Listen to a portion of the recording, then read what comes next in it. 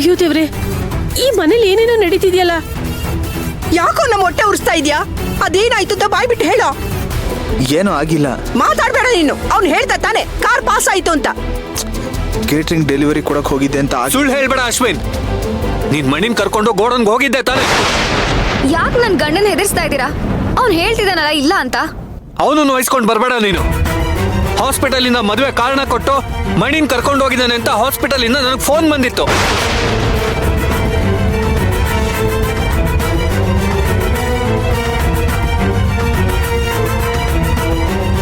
ಮದ್ವೆ ಇದೆ ಅಂತ ಪ್ರೀನ ಕರ್ಕೊಂಬಂದ್ಯಾ?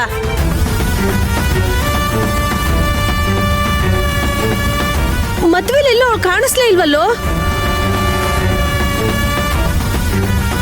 ಅಯ್ಯಯ್ಯೋ, ಭಾವಂಗೆಲ್ಲ ಗೊತ್ತಾಗ್ಬಿಟ್ಟಿದೆಯಲ್ಲ. ಒಳ್ಳೆ ಮಾತಲ್ಲಿ ಕೇಳ್ತಿದ್ದೀನಿ, ಏನ್ ನಡೀತು ಅಂತ ಹೇಳು. ನನ್ನ ಮಣಿ ಹೇಗ್ ಸತ್ಲು?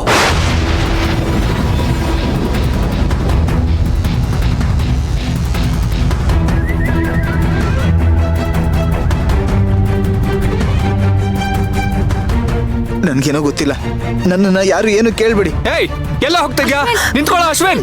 ಬೇಡ ಇರು. ನಾನ್ ಬಡ್ಕೊಂಡೆ ಅವಳನ್ನ ಹಾಸ್ಪಿಟ್ಲಿಗೆ ಸೇರ್ಸ್ಬೇಡಿ ಅಂತ. ನೀವ್ ಯಾರು ನನ್ ಮಾತೇ ಕೇಳಲಿಲ್ಲ.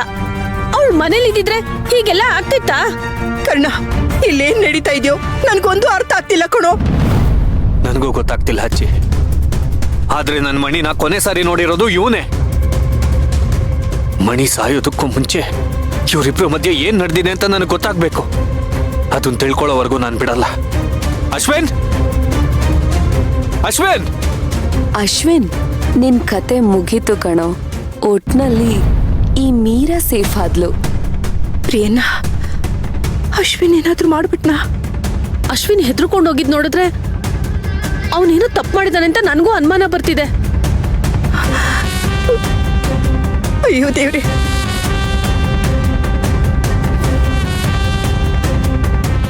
ಈ ಮನೇಲಿ ಒಂದಲ್ಲ ಒಂದು ಸಮಸ್ಯೆಗಳು ಬರ್ತಾನೆ ಇದೆ. ಏನಪ್ಪ ಮಾಡೋದು? ಕರ್ಣನ್ಗೆ ಹೇಗಾದ್ರೂ ಮಾಡಿ ಅರ್ಜುನ ಸಂಪರ್ಕ ಮಾಡು. ಅವನೆಲ್ಲಿದ್ದಾನೆ ಅಂತ ತಿಳ್ಕೊಳ್ಳೋ ಅಂತ ಹೇಳೋಣ ಅಂದ್ರೆ ಅವನಿಗಿರೋ ಪರಿಸ್ಥಿತಿಲಿ ನಾನು ಹೇಗೆ ಹೇಳಿ? ಏನಪ್ಪ ಇದು ಗ್ರಾಚಾರ? ಅಮ್ಮ, ನಿನ್ಗೆ ಯಾವಾಗ್ಲೂ ಅರ್ಜುನೇ ಚಿಂತೆ ಅಲ್ವಾ? ನಮ್ ಪ್ರೀನ್ ಬಗ್ಗೆ ಸ್ವಲ್ಪ ಚಿಂತೆ ಇಲ್ಲ ಅಲ್ವಾ ನಿನ್ಗೆ?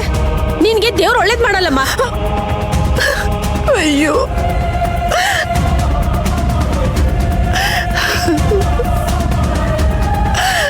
ಅಯ್ಯೋ ದೇವ್ರೆ, ಏನಪ್ಪ ಇದು?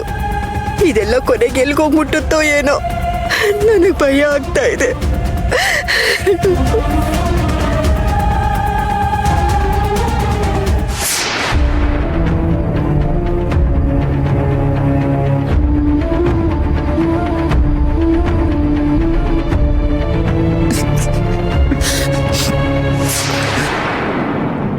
ಅಶ್ವಿನ್, ಏನೋ ನೀನು ಎಲ್ರಿಗೂ ಅನುಮಾನ ಬರೋ ತರ ನಡ್ಕೋತಿದ್ಯಲ್ಲೋ.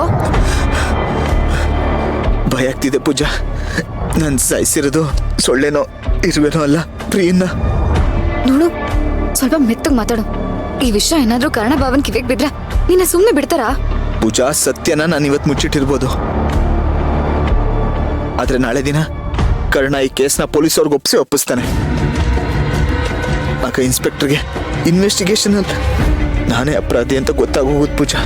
ನಾನ್ ಜೈಲ್ಗೆ ಹೋಗೋದು ಗ್ಯಾರಂಟಿ. ಅಯ್ಯೋ ದೇವ್ರೆ, ಸುಮ್ನೆ ಇಲ್ಲಿ ಏನೇನೋ ಮಾಡ್ಕೊಂಡ್ಬಿಟ್ಟಿಯಲ್ಲೋ ನೀನು. ತುಂಬಾ ಟೆನ್ಷನ್ ಆಗ್ತಿದೆ ಪೂಜಾ. ಈಗ ನನ್ ಯಾಕಾದ್ರೂ ಇದೆಲ್ಲ ಮಾಡಿದೆ ಅಂತ ಅನಿಸ್ತಿದೆ ನನಗೆ. ಅಲ್ಲ ಕಣೋ, ಇದನ್ನೆಲ್ಲ ನೀನ್ ಮೊದ್ಲಿನ ಯೋಚನೆ ಮಾಡ್ಬೇಕಾಗಿತ್ತು ತಾನೆ. ಎಲ್ಲ ಆದ್ಮೇಲೆ ಈಗ ಯೋಚನೆ ಮಾಡಿದ್ರೆ ಪ್ರಿಯ ವಾಪಸ್ ಬರ್ತಾಳಾ?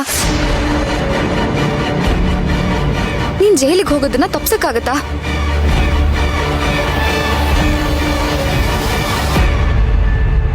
ಇಷ್ಟಕ್ಕೂ ನೀನ್ ಯಾಕೋ ಪ್ರಿಯನ ಹಾಸ್ಪಿಟ್ಲಿಂದ ಕರ್ಕೊಂಡ್ ಬಂದೆ? ಈ ಮದ್ವೆ ಸಂಭ್ರಮ ಅನ್ಬಿಟ್ಟು ಏನಕ್ಕೆ ಹೋಗಿದ್ದೆ ಅಲ್ಗೆ? ನನ್ ಫೋನ್ ಅಲ್ಲೇ ಹೇಳಿಲ್ವಾ ನಿನ್ಗೆ? ನಮ್ಮ